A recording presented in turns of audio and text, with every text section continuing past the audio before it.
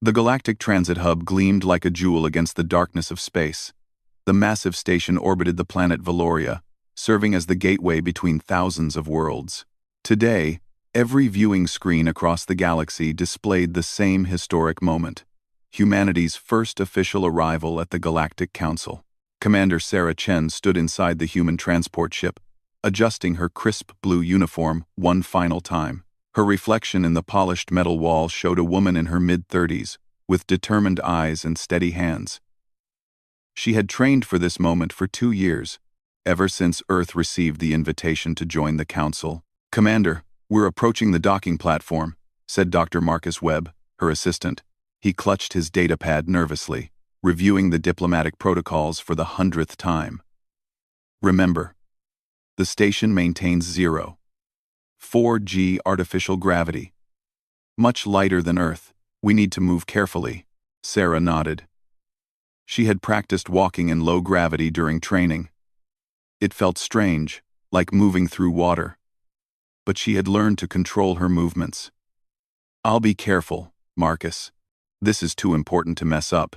Through the viewport, she could see the arrival deck growing larger. Hundreds of beings from across the galaxy had gathered to witness this moment. The crowd looked like something from a dream, creatures of every imaginable shape and size, standing together in the vast chamber. The eventee caught Sarah's attention immediately. These bird-like beings had delicate frames covered in shimmering feathers that shifted colors with their moods. They floated more than walked, their homeworld having just 0.3 g gravity. Next to them stood the Luxari, beings made of pure energy contained in translucent crystalline forms. They drifted above the floor, needing no gravity at all. The Therions reminded Sarah of the big cats from Earth, but they walked upright like humans. Their sleek forms and graceful movements spoke of a world with gentle gravity. Even the sturdy-looking Korthan, the most heavily built species present, came from a world with only 0.6 g. "They're all so light," Marcus whispered, watching the same scene. "I checked the database. Most council species evolved on worlds with less than half of Earth's gravity." Sarah felt a flutter of concern. Earth's 1.0 g rating had raised eyebrows during the application process. Several council members had questioned whether humans could adapt to galactic standards. Some had even suggested that high-gravity species were too primitive to evolve advanced civilization. The transport ship settled into the docking clamps with a gentle thud. Sarah took a deep breath, smoothing down her uniform one last time. Through the window, she could see news drones hovering, their cameras pointed directly at the airlock. This moment would be broadcast to billions of beings across thousands of worlds. "Opening outer airlock," the ship's computer announced in a calm voice. The crowd on the arrival deck pressed closer, their various forms of communication creating a symphony of sounds, chirps, whistles, harmonic tones, and languages. Sarah's translator earpiece worked to process. Ambassador Zephyrus of the eventee stepped forward, their feathers rippling with colors of welcome. "Citizens of the Galactic Council." Their musical voice rang out. "We gather today to witness humanity's first step into our great community, a species from Earth. A world of such intense gravity that—" Zephyrus paused, their feathers flickering with amusement. "That we can barely imagine living there. One full gravity unit. Can you imagine being compressed under such weight every moment of your life?" Polite laughter rippled through the crowd. Sarah heard it through the hull and felt her cheeks warm. She knew they meant no harm.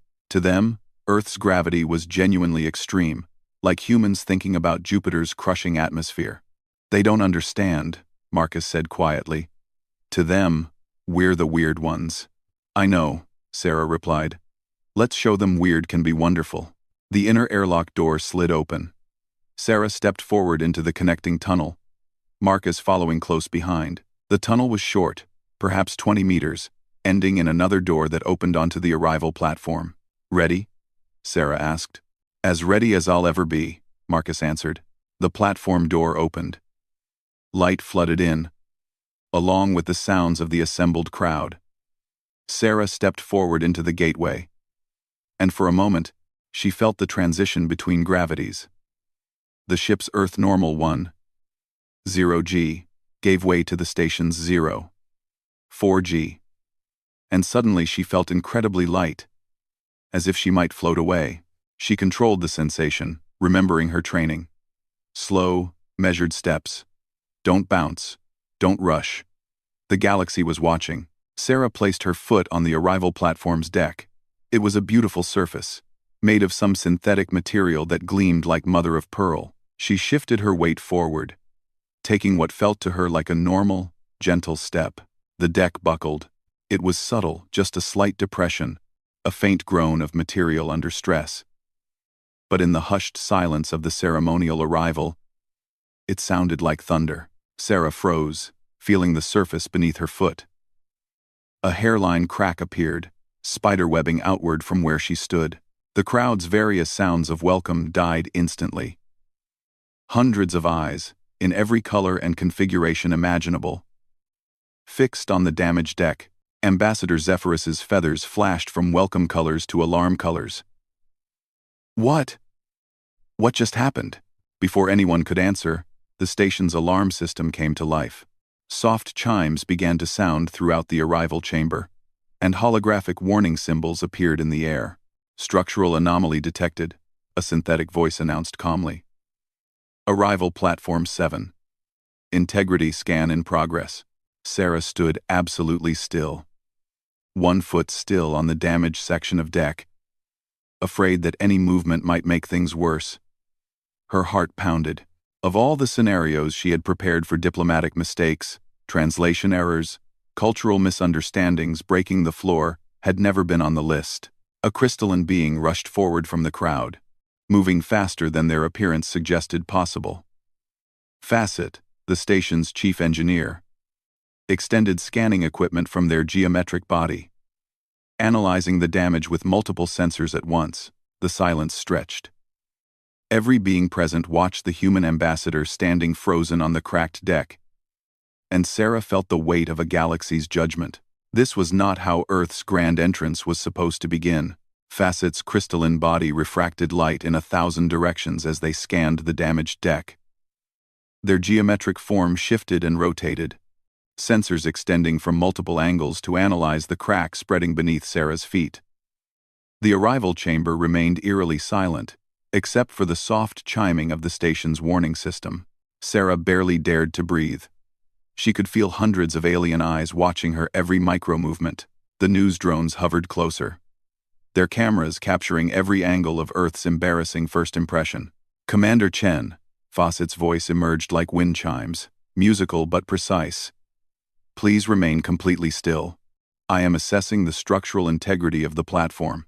Understood, Sarah replied, her voice steadier than she felt inside. Marcus stood frozen in the airlock doorway behind her, his face pale with worry. Ambassador Zephyrus's feathers had shifted to a color Sarah's translator identified as deep concern. The delicate Aventi took several steps backward, their light frame barely touching the ground as they moved. Chief Engineer Facet, is there danger? Should we evacuate the arrival chamber? Negative, Facet replied, their form pulsing with focused light as they worked. The damage is localized. However, it is unexpected. A Therion security officer, his feline features tense with alertness, positioned himself between Sarah and the gathered dignitaries. His hand rested on what Sarah recognized as a stun device. The implication was clear: they thought she might be a threat. Whispers spread through the crowd like ripples on water. Sarah's translator earpiece worked frantically to process multiple conversations happening simultaneously. Did you see that? One step. I told you high-gravity species would be problematic. The deck was rated for all council species. How is this possible? Perhaps humans are too dangerous for standard infrastructure. Doctor. Marcus Webb activated his own scanning equipment, his scientific training overriding his nervousness. Chief Engineer Facet, with your permission, I'd like to assist with the analysis. We may be able to provide relevant data about human physiology. Facet's crystalline structure rotated to face Marcus. After a moment's consideration, they said, permission granted. Your expertise may prove valuable. Marcus carefully made his way to Sarah's side, his steps exaggerated and slow in the low gravity. He pulled out a portable analyzer and began taking readings. His eyes widened as he read the results. "Commander," he said quietly, "your bone density reading is..." "They're going to find this shocking." Facet had already made the discovery. Their body flashed with colors that Sarah's translator interpreted as scientific fascination. "Dr. Webb, these readings cannot be correct. Your species' skeletal structure shows density levels 3 times higher than galactic average. Your muscular mass relative to body size is equally extreme. That's normal for humans," Marcus explained, his voice taking on the patient tone of a teacher. "Earth's gravity is 1.0 g. Our entire biology evolved to function under that constant pressure. Our bones had to be dense to support us. Our muscles had to be strong to move us. What seems extreme to you is just ordinary for us." A ripple of understanding and concern moved through the watching crowd. Ambassador Zephyrus's feathers flickered rapidly, a sign of agitation. "Chief Engineer, what does this mean for humanity's integration into the Council? Our stations, our vessels, our habitats, all are built to galactic standards. If humans can damage infrastructure simply by walking..." Sarah felt her cheeks flush with heat, a human stress response. To the aliens watching, the sudden reddening of her skin looked alarming. Her heart rate increased, pounding in her chest, her hands clenched involuntarily. The Therian security officer's ears flattened against his skull. Her biometrics are spiking. Elevated heart rate, increased surface temperature, muscular tension. She may be becoming aggressive. "No," Marcus said quickly, raising his hands in a calming gesture. "Those are human stress responses. She's embarrassed and worried, not aggressive. Commander Chen is perfectly in control." Sarah forced herself to take slow, deep breaths. She understood now how easy it would be for cultural misunderstandings to spiral out of control. Everything about humans was intense compared to these delicate beings. "Ambassador Zephyrus," Sarah said carefully, her voice calm and respectful, "I apologize for the damage. We did not anticipate this problem. Earth requests the opportunity to work with your engineers to find solutions. We don't want to be a danger to anyone."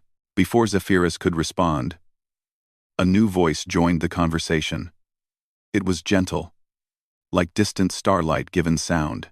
"Perhaps," said Brightness in Questions, an elderly Luxari scholar whose energy form glowed with soft wisdom, "we are approaching this situation from the wrong perspective." The crowd parted respectfully as the ancient being drifted forward. Brightness in Questions had served on the Council for 3 centuries and was considered one of the galaxy's greatest minds.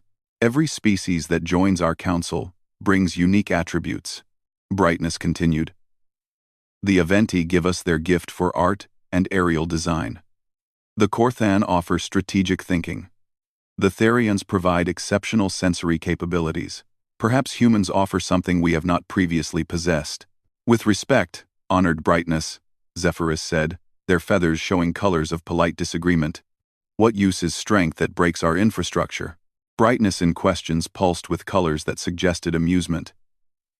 "Let me pose a question to this assembly. How long has the maintenance issue in our station's core been delayed?" Facet's crystalline form dimmed slightly, the equivalent of a sigh. 14 standard months. "The gravitational stabilizer near the power generators requires replacement, but the gravity in that section reaches 0.9 g. Standard maintenance crews experience severe physiological stress at those levels. We have been designing robotic solutions, but the complexity..." 0.9 g, Marcus said thoughtfully. "Commander Chen, that's actually lighter than Earth normal." Sarah understood where this was going. "I could work in those conditions without difficulty." The crowd erupted in multiple languages of surprise. Zephyrus's feathers went through a rainbow of colors. "You would volunteer to work in an environment that hospitalizes most council species?" "If it would help," Sarah said simply. "And if it would demonstrate that humanity's adaptation to high gravity is an asset, not just a liability." Brightness in Questions pulsed with bright approval. "Ambassador Zephyrus, I propose the Council grants humanity a probationary demonstration. Let Commander Chen attempt this task. If successful, we will have our answer about whether humans belong among us. Zephyrus hesitated, their feathers rippling with uncertainty. Other council members began voicing opinions, creating a symphony of debate. Finally, the Aventi ambassador raised a wing for silence. Very well, Zephyrus announced. The council will permit this demonstration. Commander Chen, you may attempt the core repair. However, extensive safety protocols will be required. Sarah felt relief wash over her, though she kept her expression calm. Thank you, Ambassador. Earth will not disappoint you. Facet approached, their crystalline body reflecting Sarah's determined face. Commander Chen, I will brief you on the task. I must warn you, even for a human, this will be dangerous. The gravity fluctuates. There are risks we cannot fully predict. I understand, Sarah replied. As the crowd began to disperse, Marcus leaned close to Sarah and whispered, I hope you know what you're doing. Sarah watched Facet preparing the technical briefing, saw the doubt in Zephyrus's feather patterns, felt the weight of Earth's reputation resting on her shoulders. So do I, Marcus, she said quietly. So do I. The briefing room was smaller than Sarah expected, designed for intimate technical discussions rather than grand ceremonies. Facet's crystalline form dominated one wall, projecting holographic images of the station's core systems into the air between them. Dr. Webb sat beside Sarah, taking careful notes on his datapad. The gravitational stabilizer is located here, Facet explained, highlighting a section deep within the station's center. The hologram showed a maze of corridors and shafts leading downward.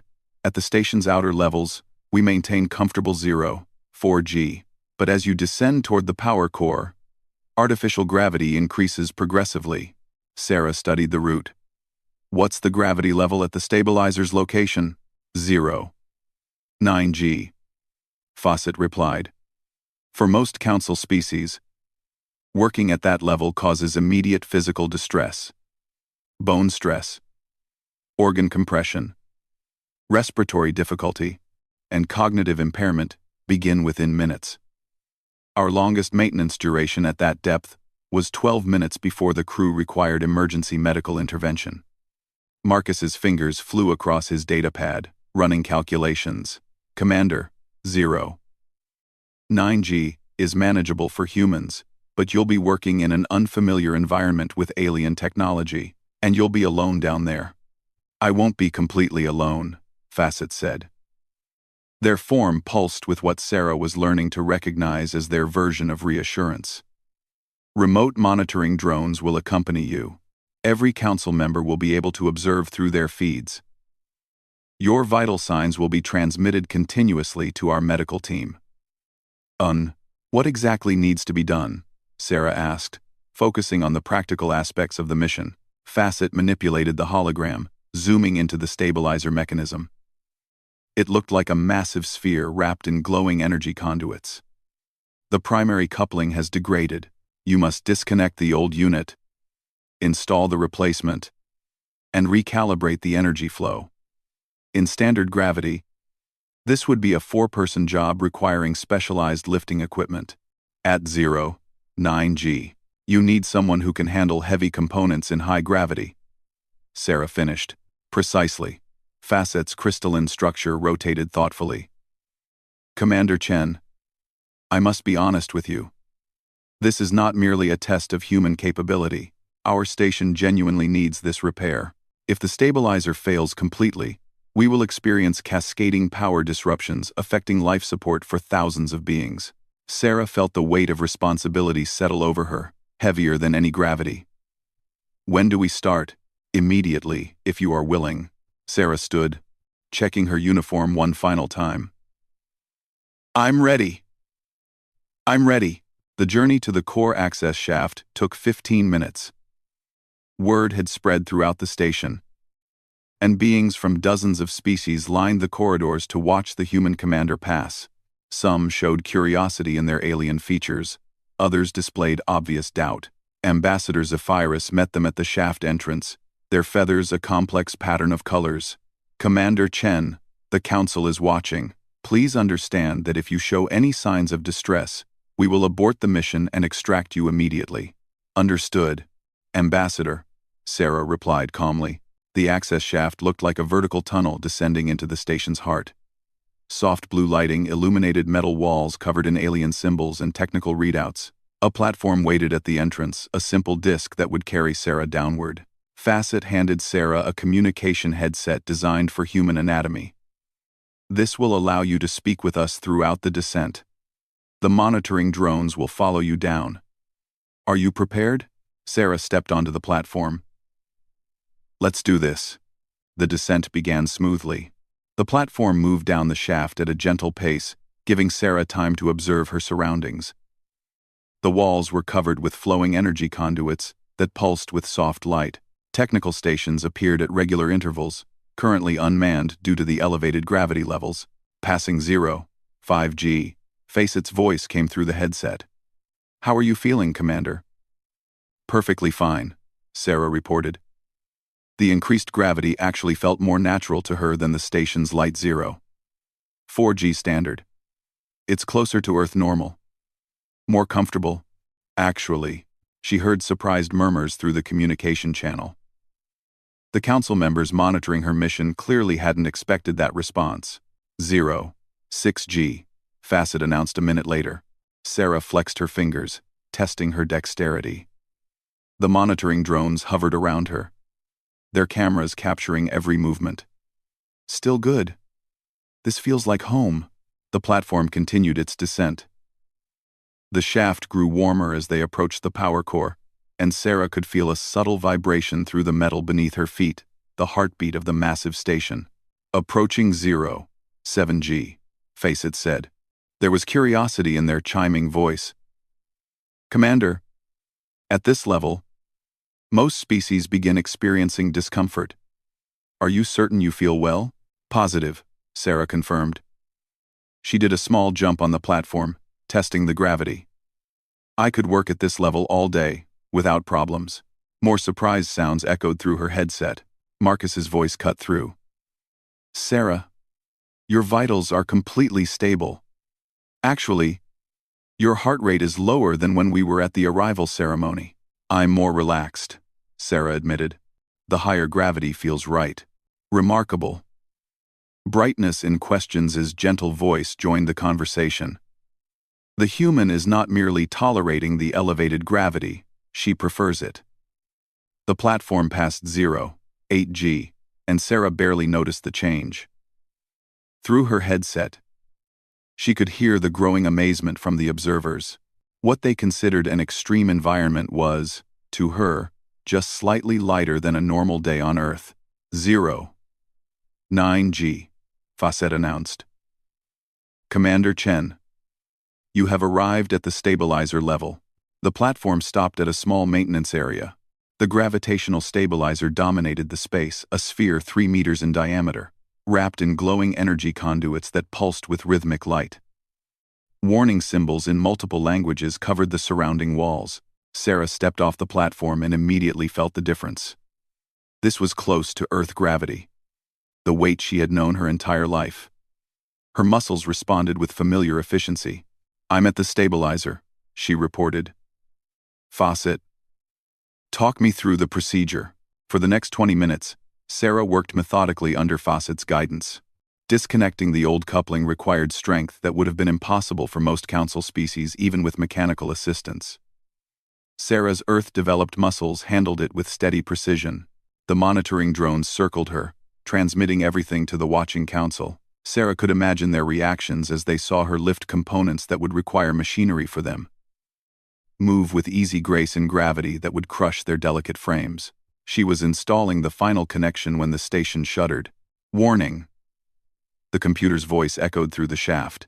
Secondary power fluctuation detected. Gravity stabilization compromised. Facet's voice came through urgently. Commander, the secondary system is failing. The gravity in your area is becoming unstable. Sarah felt it immediately, a sudden surge of pressure pushing down on her. The monitoring readouts on the wall flashed red warnings. Gravity spiked to 1.2 g. Marcus called out, his voice tight with worry. Sarah. That's dangerous even for humans. Sarah gritted her teeth, feeling the increased weight pressing on her body. Her muscles strained as she worked to complete the connection. How long until I can stabilize it? 3 minutes if you complete the primary calibration, Facet said. But Commander, you must abort. Your safety.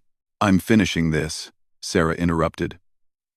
Her hands moved with practiced precision despite the crushing pressure. This station needs this repair. The gravity surged again. The walls seemed to press inward. 1.3 g. Marcus shouted through the headset. Sarah! Your heart rate is spiking. You're going into dangerous territory. Through the communication channel, Sarah heard Ambassador Zephyrus's commanding voice. Commander Chen, this is a direct order. Abort the mission immediately. Return to the surface. Sarah's vision narrowed slightly as her body fought against the crushing gravity. Her fingers found the final calibration control. So close. Just a few more seconds. Commander Chen. Zephyrus's voice was sharp with authority. Abort now. Sarah's hand hovered over the control panel. The gravity continued to increase, pressing down on her like a physical weight. The monitoring drone's alarms screamed warnings. Finish the mission and risk serious injury, or abort and leave the station in danger? Sarah made her choice. Sarah's hand slammed down on the calibration control. Negative on the abort, Ambassador, she said through gritted teeth, her voice strained but determined. I'm completing this mission. The gravity pressed down on her like an invisible giant's hand. At 1.3 g. Every movement required concentration and effort. Sarah's military training kicked in. She had endured worse during survival exercises in Earth's harshest environments. This was just another challenge to overcome. Her fingers worked across the alien control panel, following Facet's earlier instructions. The symbols glowed under her touch, responding to the calibration sequence. Sweat beaded on her forehead, running down her face in the oppressive gravity. Commander, your blood pressure is approaching critical levels. Marcus's voice cracked with worry. Your body can't sustain this much longer. Through her headset, Sarah heard the chaos on the observation deck. Multiple voices shouted in various languages. Ambassador Zephyrus was demanding emergency extraction. Medical teams were scrambling to prepare for her retrieval. But Facet's voice cut through the noise, calm and precise. Commander Chen, ignore the others. Focus on my voice. You need to input the sequence into the secondary terminal, located 2 meters to your left. Sarah turned her head, the simple motion feeling like pushing through thick water. She saw the secondary terminal mounted on the wall. 2 meters. Under normal gravity, an easy step. Under 1.3 g, it felt like climbing a mountain. Moving to secondary terminal, Sarah reported. She lifted her foot, feeling the crushing weight trying to keep it planted on the floor. 1 step. Then another. The monitoring drones followed her, their cameras broadcasting her struggle to every council member watching. Ambassador Zephyrus's feathers had gone completely white, the Aventi color of extreme distress. This is madness. We're watching a being destroy themselves for a repair job. No. Brightness in questions, said softly, their energy form pulsing with understanding. We're watching a being do what they were built to do. Endure. Persist. Survive. Sarah reached the secondary terminal. Her vision had narrowed to a tunnel, focused entirely on the glowing controls before her. She raised her arm, it felt like lifting a steel beam, and began inputting the sequence Facet had taught her. Good, Commander, Facet encouraged. The primary stabilizer is responding. Just 3 more inputs. The gravity surged again. Warning klaxons blared through the shaft. 1.4 g, Marcus shouted. Sarah, please. You've done enough. Sarah's knees buckled slightly, but she locked them, refusing to fall. At 1.4 g. She weighed nearly twice what she did on Earth. Her bones ached. Her muscles screamed, but her mind remained clear, focused on the task. Final input, she gasped. pressing the last control. The gravitational stabilizer hummed, a deep sound that vibrated through the entire maintenance level. The glowing energy conduits pulsed brightly, then settled into a steady, healthy rhythm. The crushing pressure began to ease immediately. Stabilization achieved, Facet announced, their crystalline voice filled with relief. Gravity returning to normal parameters. Sarah felt the weight lifting from her body as the gravity dropped back to 0. 9G. Then 0. 8G. She sagged against the wall, her chest heaving as she drew in deep breaths. The monitoring drones circled her, checking her condition. "Commander Chen," Fawcett said gently. "The repair is complete. You succeeded.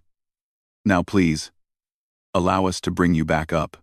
Sarah nodded weakly, unable to speak. Her legs trembled as she made her way back to the platform. She collapsed onto it, sitting down heavily as it began its ascent toward the station's upper levels. Through her headset, she heard the stunned silence from the observation deck. No one spoke as the platform rose through the shaft, carrying the exhausted human commander back to safety. As the gravity decreased during her ascent, Sarah felt strength returning to her body.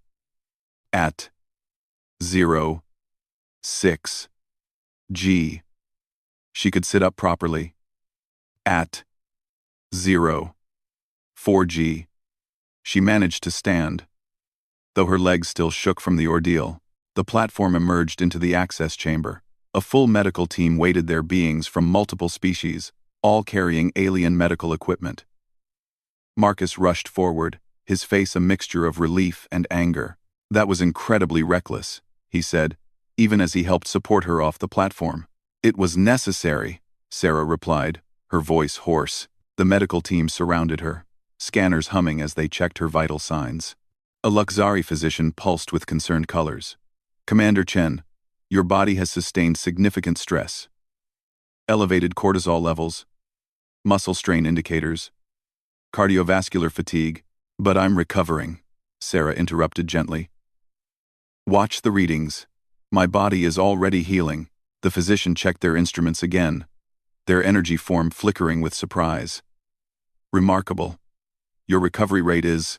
I have never seen biological systems bounce back this quickly from such extreme stress." Facet approached, their crystalline structure reflecting the medical equipment's lights. "Commander, you accomplished something we deemed impossible. You worked in conditions that would have incapacitated or terminated most biological beings, and you did it with precision and control." Sarah managed a weak smile. "That's what humans do, Chief Engineer. We adapt. We endure. We get the job done." Ambassador Zephyrus arrived, their feathers now displaying colors that Sarah's translator interpreted as awed respect mixed with concern. The Aventi leader stood before Sarah, studying the human carefully.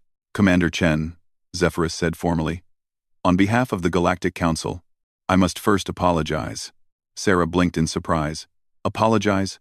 For what?" "We laughed at Earth's gravity," Zephyrus said, their voice carrying clearly through the chamber.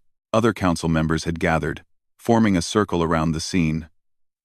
"We thought it made your species inferior, compressed, limited. We failed to understand that your world did not weaken you, it forged you into something remarkable." Brightness in questions drifted forward, their ancient form glowing with wisdom. "For millions of years, the galaxy has known only species from gentle worlds. We built our civilization around delicate frames and light gravity. We never realized what we were missing: beings who can go where we cannot, who can work in environments that would destroy us, who possess resilience we never needed to develop." A Therion engineer stepped forward, his feline features showing respect. "Commander, I have worked on maintenance crews for 15 years. That repair you just completed? We estimated it would take a specialized robot 6 months to design and build. You did it in 40 minutes.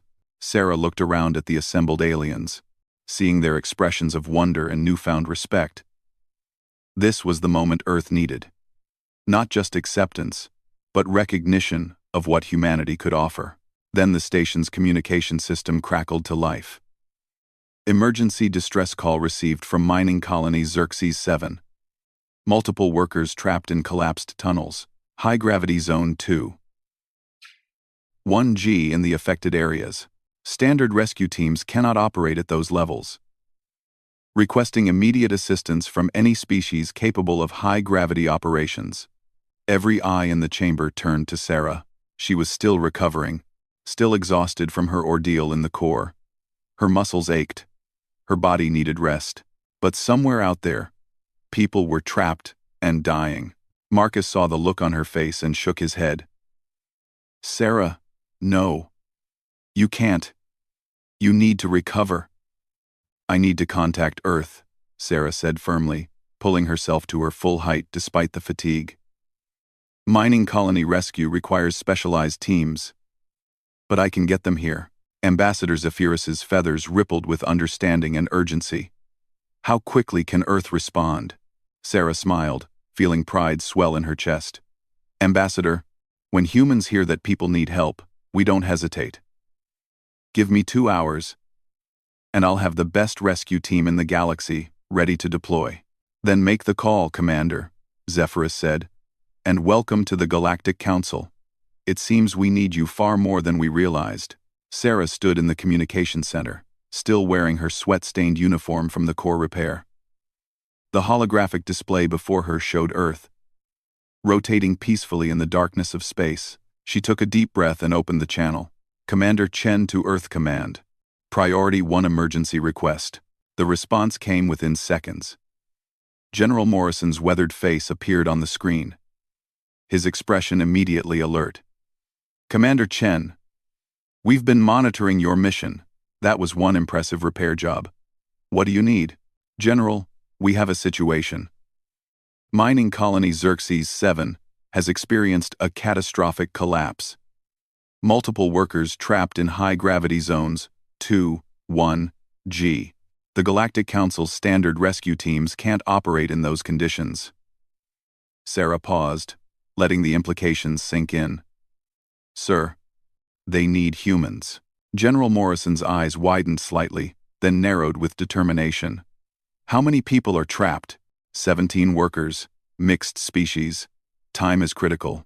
Understood. Morrison turned away from the screen, already shouting orders. Get me the Houston Heavy Rescue Team, the Colorado Mountain Search Crew, and the Tokyo Emergency Response Unit. Full deployment in 90 minutes. Sarah felt relief wash over her. Earth's emergency response teams were the best trained on the planet. Experts at working in dangerous conditions, handling heavy equipment, and making split-second decisions under pressure. They'll be ready, Commander, Morrison said, turning back to her. But Sarah, this is bigger than one rescue. This is Earth showing the galaxy what we can do. I know, sir. We won't let them down. The communication ended. Sarah turned to find Ambassador Zephyrus. Face it. And brightness in questions waiting behind her. The Aventi ambassador's feathers showed colors of amazement. 90 minutes? Zephyrus said. Your entire planet mobilizes that quickly? 9. When lives are at stake, Ambassador, humans don't waste time, Sarah replied. True to General Morrison's word, exactly 90 minutes later, 3 human transport ships arrived at the Galactic Transit Hub. Sarah watched from the observation deck as they docked, her heart swelling with pride. The airlock doors opened, and the rescue teams emerged. They wore specialized suits designed for extreme conditions, carrying equipment that looked heavy, even by human standards. Team leader Captain James Rodriguez approached Sarah, his dark eyes sharp and focused. Commander Chen, he saluted crisply. Houston Heavy Rescue reporting. We've reviewed the situation during transit. Cave-in, high gravity, multiple species trapped. We're ready. The gravity at the collapse site is 2, 1G, Sarah warned. That's more than twice Earth normal. Rodriguez smiled grimly.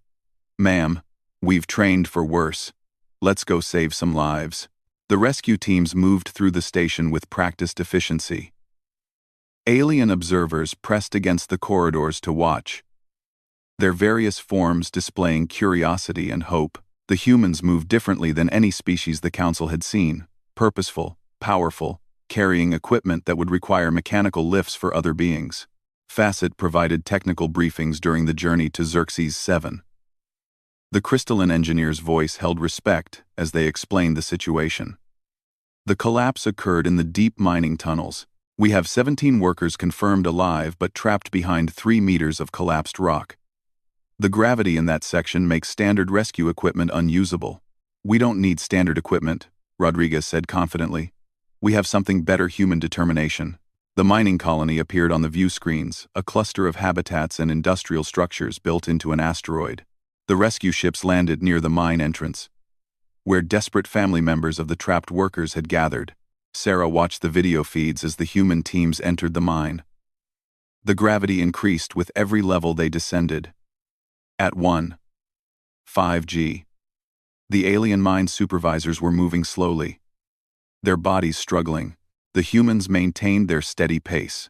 At 1.8G, the supervisors had to stop. Unable to continue, the humans kept going. At 2.1G, the rescue teams reached the collapse site. Through the helmet cameras, Sarah saw the massive pile of rock and debris blocking the tunnel. Behind it, faint signals indicated the trapped workers. Beginning excavation, Rodriguez reported calmly. What happened next would be replayed across the galaxy for years to come. The human rescue teams, working in gravity that would crush most council species, moved the collapsed rock piece by piece. They used their Earth-forged strength to shift boulders, their training to shore up unstable sections, their determination to push through exhaustion. Other humans set up medical stations, prepared structural supports, and coordinated with the trapped workers through the rock. It was a symphony of organized chaos, each person knowing their role and executing it perfectly. 4 hours later, the first trapped worker emerged, a young Aventi whose feathers were dusty but intact. The human medic who carried them out did so with such gentleness that the fragile being suffered no additional injuries. One by one, all 17 workers were brought out safely. Some had minor injuries. None had been lost. The news spread across the galactic communication networks like wildfire. Humans working in conditions deemed impossible. Humans saving lives where others could not go. Humans proving their worth through action rather than words. Back at the Galactic Transit Hub, the Council convened an emergency session. Sarah stood before them. No longer the uncertain ambassador who had cracked their deck, she stood as Earth's representative, proud and confident. Ambassador Zephyrus rose, their feathers displaying the most honored colors of their species. Commander Sarah Chen. The Galactic Council has reached a unanimous decision. Earth is granted full membership, with all rights and privileges thereof. Cheers erupted from the assembled delegates, chirps, whistles, harmonic sounds of celebration from 100 different species, but brightness in questions raised a glowing appendage for silence. There is more, Commander. The Council recognizes that humanity fills a crucial gap in our galactic community. We formally request Earth's participation in the newly established High-Gravity Operations Initiative. Facet's crystalline form pulsed with excitement. We need human engineers for station maintenance, human rescue specialists for emergency response, human construction teams for projects in extreme environments. Commander, the galaxy needs humans. Sarah felt tears prick her eyes. Just days ago, they had laughed at Earth's gravity, thinking it made humans primitive and weak. Now they understood the truth. On behalf of Earth, Sarah said, her voice steady and clear. We accept. We're ready to serve. The following months transformed human-alien relations. Job offers flooded Earth. Mining operations requested human supervisors. Space stations needed human maintenance crews. Rescue organizations wanted human trainers. Sarah accepted the position of human liaison to the Galactic Council. Marcus became director of the Earth Council Cultural Exchange Program. Facet became Sarah's closest friend and collaborator. Their crystalline intelligence and human strength working together to make the galaxy safer. 6 months after that first embarrassing step on the arrival platform, Sarah walked across the transit hub's newly reinforced deck. It was rated for human standards now, able to handle Earth normal gravity without complaint. Young aliens watched in wonder as human workers moved through the station. In the high-gravity zones, where maintenance had been delayed for years, humans worked efficiently, handling tasks that had seemed impossible. Sarah passed a group of Aventi children on a school tour. They stared at her with wide eyes, their feathers rippling with curiosity rather than fear. "Is it true you come from a world with full gravity?" one small Aventi asked, in a musical voice. Sarah knelt down to the child's level, careful of her movements in the light station gravity. "Yes, I do. On Earth, gravity is much stronger than here." "And that makes you strong?" Sarah smiled gently. "It makes us different. Just like your wings make you special, and the Luxari's energy forms make them unique. Every species has gifts to share." The child's feathers brightened with understanding. "Different is good. Different is very good," Sarah agreed. That evening, Sarah stood in her quarters, looking out at the stars. She recorded a message for Earth, one that would be broadcast to millions of people back home. "When I first arrived at this station, I broke the deck with a single step." The galaxy laughed at Earth's gravity. They saw it as our weakness, evidence that we were too primitive, too heavy, too compressed to join their refined civilization. Sarah paused, choosing her words carefully. They didn't understand that Earth didn't weaken us. Earth prepared us. Our dense bones and powerful muscles aren't flaws. They're gifts. Gifts that let us go where others cannot. Gifts that let us help when others cannot. Gifts that make us essential to this galactic community. She looked at the station around her, seeing human and alien workers cooperating, each contributing their unique strengths. "We're not just members of the Galactic Council now. We're partners. We're the ones who carry the weight when others cannot. We're the ones who descend into the deep places, who work in the crushing gravity, who rescue the trapped and repair the broken." Sarah smiled at the camera, feeling the weight of Earth's pride and the galaxy's hope on her shoulders. "They laughed at our gravity. Now they thank the stars for it. And so do I." The message ended. Beyond her window, human ships moved between the stars, carrying workers to 100 different worlds. Earth had found its place in the cosmos, not despite its gravity, but because of it.